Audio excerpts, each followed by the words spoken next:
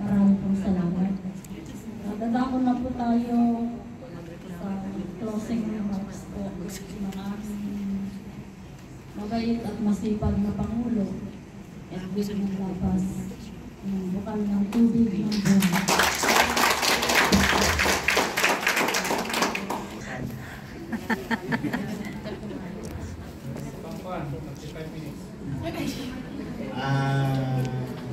Nagpapasalamat po ako una po sa ating dakilang Diyos, no? At maraming salamat po sa inyong mga kapatid ko. Masok po ako kanina, siguro talagang konting nervyos dahil sa toilet, no?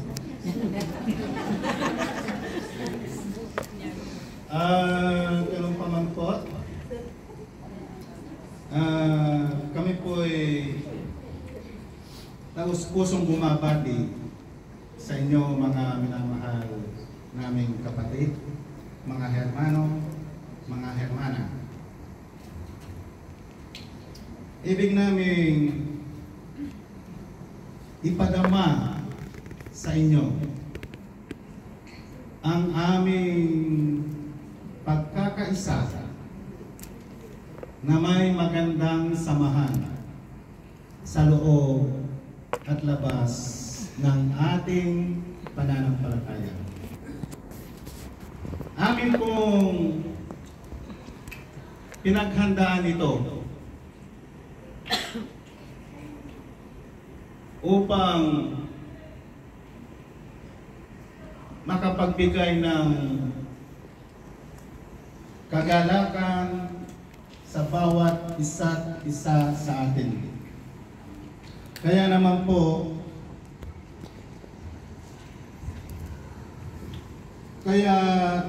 ito'y aming pinaghandaan ng isang banal na hain, paghahain sa ating dakilang Diyos bilang pasasalamat sa loob ng isang taon. Ang anibersaryong ito,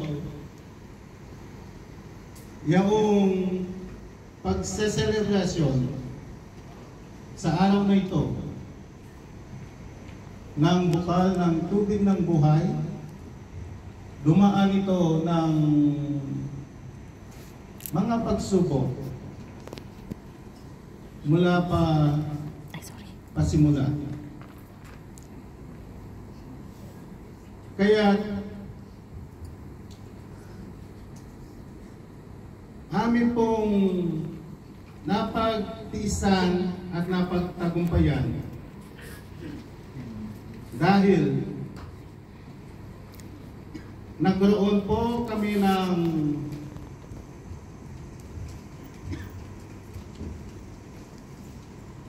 vision and mission. Ang aming vision ay ating nakikita ngayon sa pamamagitan ng aming misyon sa bukal ng tubig ng buhay. Kaya po, ang vision na ito ang siyang nagpatibay at nagpatatag ng nagkaroon din kami ng motivation. Ano ba ang naging motivation na mga miyembro ng bukal ng tubig ng buhay sa pamamagitan po ng pagkakaisa na may magandang samahan. Mula po pasimula pa, pinangarap na ang anibersaryong ito sa ating lahat na ngayon ay naganap, natupad ang aming misyon. Ang aming pong naging pundasyon ng motivasyon ay yung nagkaroon kami ng monthly obligation.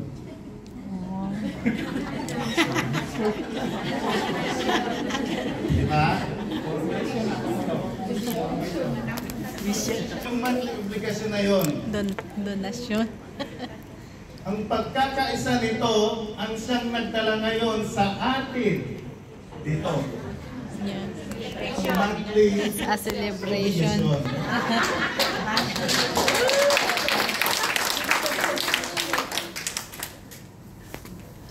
Ang bawat miyembro ay nagbibigay ng 100 bawat buwan. Wow. Nakita namin yung mga mababang, sabihin natin mababang mga sahod. No? Binigyan namin sila ng May lahat adjustment. yun ay ibinibigay. Walang ano yun, walang status yun. Walang exception. Kaya naman, ito po yung naging daan sa amin, sa pagkakaisa namin. At nagkaroon din ng fundraising ng Christmas party. 5 MOP lang po. Nagkaroon ng prizes, no? Rice cooker, pressure cooker, washing machine. No. Yun po naging karagdagan sa naging pondo ng bukal ng tubig ng buhay.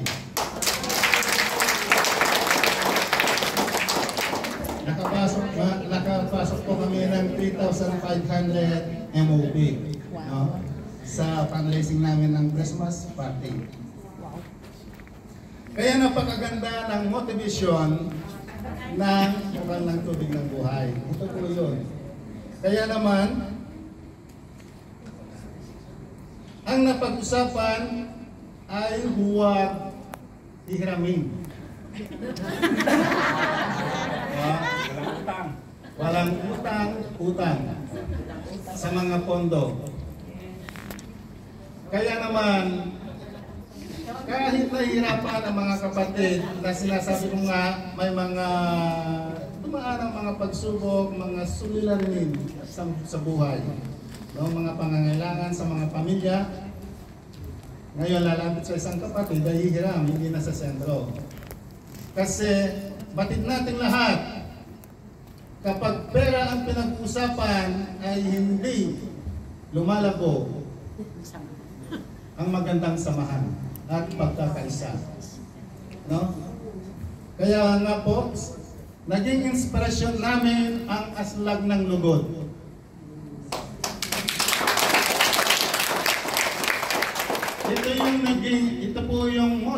Ito po yung aming bisyon na kaya nila, siguradong kakayanin natin.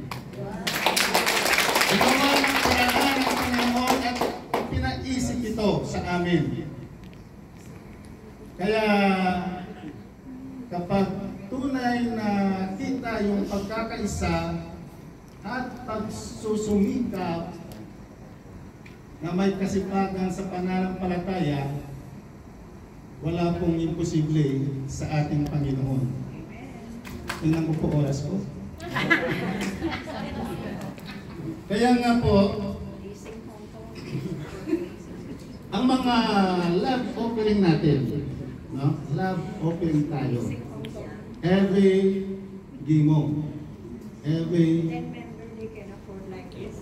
samba natin, ang bawat samba natin. May love offering po. Ang love offering naman yan, every Sunday, hindi isinasama sa naging monthly obligation namin. Nakahiwalay. Bakit? Ang love offering ay naiipon yun. Yun po ang ginagamit namin sa charity. Mga kapatid natin na dumadating dito, mga anong tawag doon? Terminate. No. Yung turista. Tourist. Huwag mo na tayo sa terminate. Mga turista. Kahit sa maliit na halaga ay amin silang napapagdalan sa Pilipinas. Na? Kasi kapag hindi po sila nakakita ng kanilang mga trabaho, na sila na may nakipagkaisa sa bukal ng tubig ng buhay na nakasama namin, pag uwi nila, may baon sila. Kaya naman, ang mga na-terminate din o naging finish contract ay binibigyan po namin ng pagmamahal. Inaabutan po din namin dito. Mga kapatid natin na ang kanilang mga mahal sa buhay sa Pilipinas, kapag may karamdaman o nasa ospital, nakakapagbigay din po ang bukal ng tubig ng buhay. Tumutulong po. Kaya nga, Yung practice ang doktrina. no? Mga pangangailangan ng mga ating mga kapatid ang nakabakod sa bukal ng tubig ng buhay. Kapag nalaman namin na kailangan may sakit, ay amin pong inaabutanan. Kaya nga nagpapasalamat po ako sa ating mga kapatid sa bukal ng tubig ng buhay. Kapag amin na pagkasunduan, ay maitatalaga. Maitatagad. Yun ang aming gagawin kapag nakita namin po ito ay mabuti. Kaya bawat aming pagmi-meeting, ang mga bagay na ito ay amin pong pinag-uusapan. Kahit na dumadaan kami sa mga pagsubok, naging matatag at matibay ang bawat isa nating mga kapatid sa bukal ng tubig ng buhay. Iniwasan namin ang aking laging ipinaalala sa aking mga kapatid bagamat mainitin talaga ang kanilang mga ulo. Hindi nga po. Nung pasimula kami, madamdaman na. Kaya nga, ang mga bagay na ito, ako po'y nagpapasalamat sa Panginoon.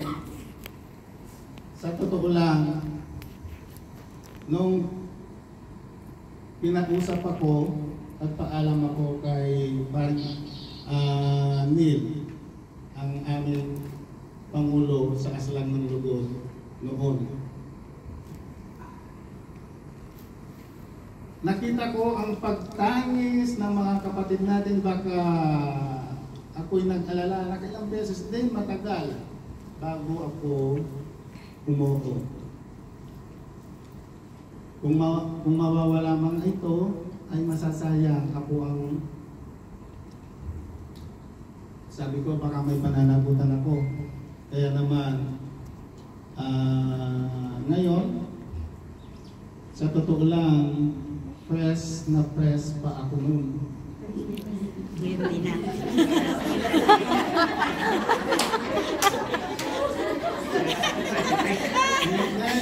Ang mukha ko noon talagang hindi pa. Ngayon, tingnan nyo na po. Ka-wrinkles na. Diba? Pero, Pogi pa rin. Mababait. Nagpapasalamat po ako sa kanila sa pagkakaisa na may pagsusumikap naman po sa ating pananampalataya. Kaya nga, kapag sinabi ko Hong Kong tayo,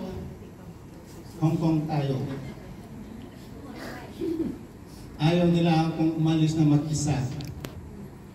No? Kaya laging may bodyguard.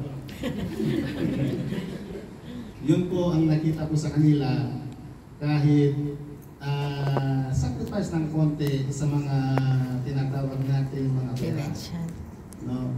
Kahit alam natin na mabababa ang kanilang mga sahod.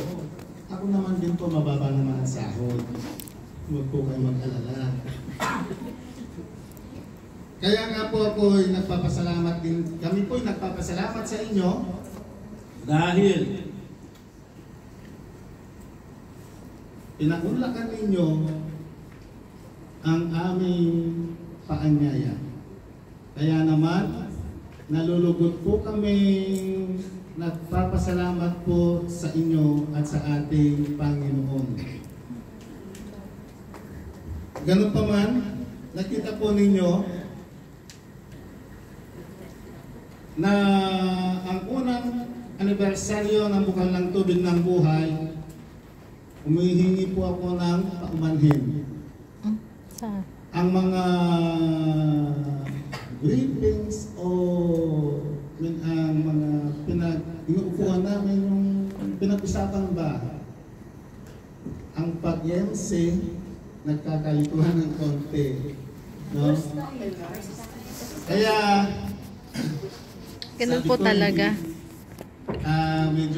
medyo Ganun talaga. naano sila. Kaya ito Overwhelming po din. ang ating hinihingan ng pamanhin, pati po doon sa namin. Doon sa harapan.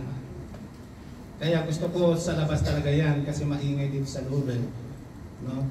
Hinahanap ko talaga kapag ako po ay nagsamba. Ang gusto ko talaga solemn. No? Kaya nga po, nagagarap po kami. Maraming salamat po. Dito na po nagtatapos ang ating pagsiselebrat. Congratulations po.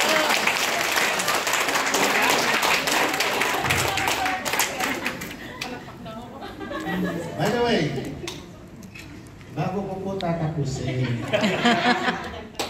maraming salamat po sa inyong lahat, to all of members UECFI, no?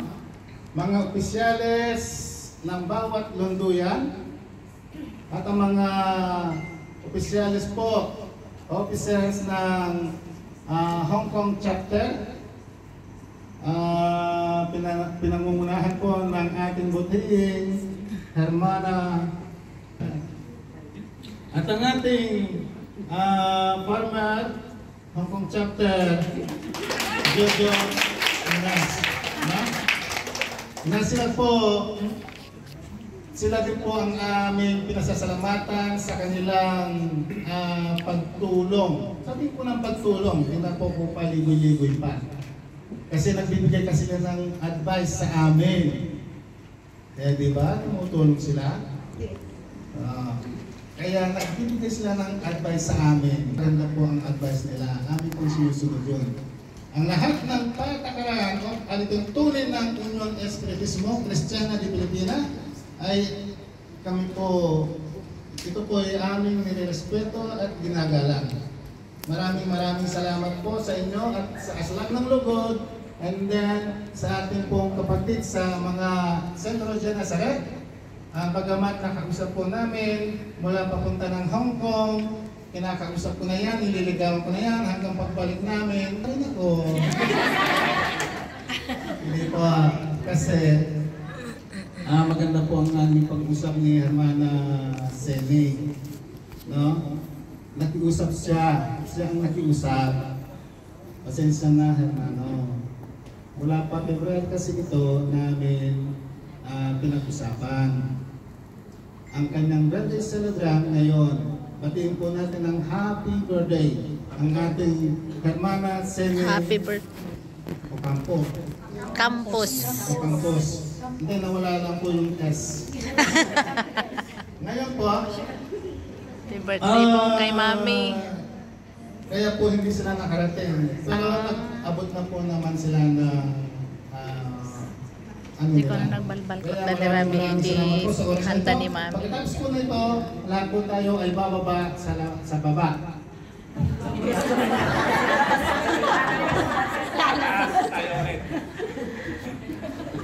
Kainin po natin ang gusto natin kainin.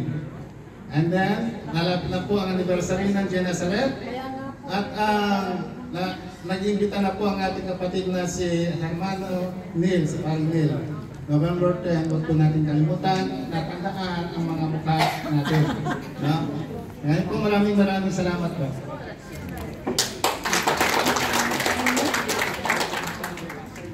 Muli po, ito po ang ating mahal na Hermana Eva Romilio, our local director of NIDU ng Bukal ng Tubig ng Buhay. Hinihingi ko po na tayo tumayo lahat para sa ating closing prayer. Let's pray. Our Heavenly Father, allow us to thank you for the wonderful love that you have shown to us at this hour. We ask you to guide us, to be with us till we finish and can happily say that the day has been successful because of your mercies. We want to thank you for the love that we share today here in our dear brothers and sisters who traveled from for and why to come and witness this historic event in our church that happens once a year. We can all testify that the Lord, you've been faithful to us, that we have laughed together, uplifted each other, and above all, given glory to you. We want to pray that the word of faith has been planted in today through the faith field activities. Maybe it germinate and produce the result that is in line with the purpose you had intended to each and every one of us. As we walk out of this compound, go with us and keep reminding us of your love. This anniversary has served as a reminder to each and every one of us. Bind us with love that can never be broken. Be with us, protect, guide, and shower us with much blessings to all that came to grace this anniversary in our church.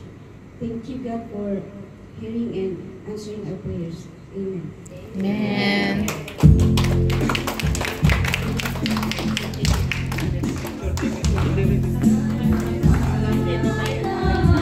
Sinisinta, ibu'y pakinggan mo sana sa gawain naming lahat na subaybayan mo kami sa tuwina. Pagkat ikaw ang lumala sa lahat ng tao sa sanlibutan, kaya't aming iaalay ang panalangin namin kailanman. Jesus, Panginoon namin, salamat ko ay dinggin. Panalangin ang namin, ay ito'y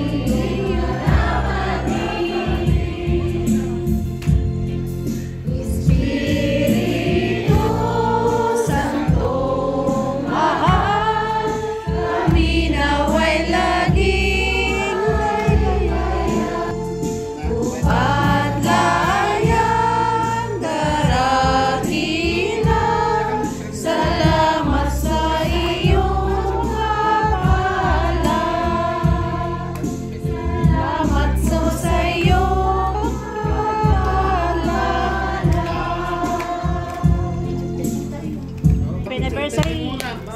Happy anniversary po. Happy anniversary, Bukal ng Tubig ng Buhay, Macau 3.